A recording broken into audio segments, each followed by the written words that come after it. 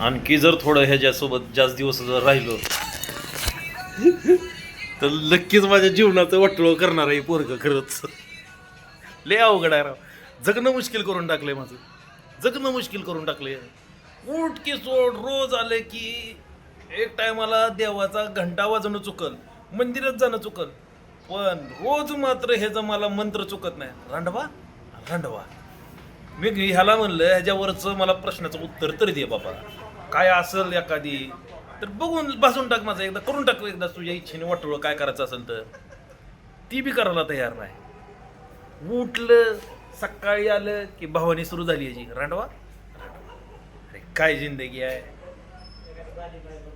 बघा एखादी भातीबाई बघतो म्हणाली कशी काशी करायची आता.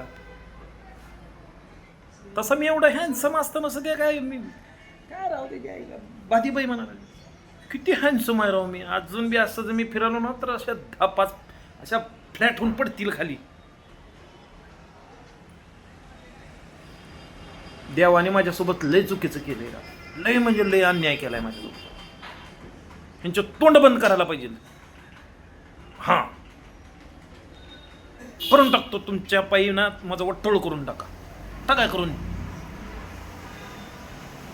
द्या. एक 10-20-1 लाख रुपये द्या मला तुम्ही.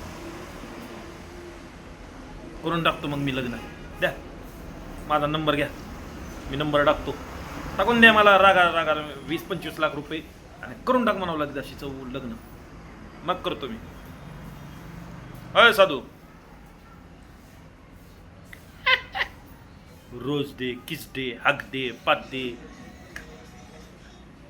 उद्या पुरीनं जर बघून 5 मिनिट थुकली तर थुक दे. अवघड आहे. आमच्या काळात नव्हतं बाबा असं काही.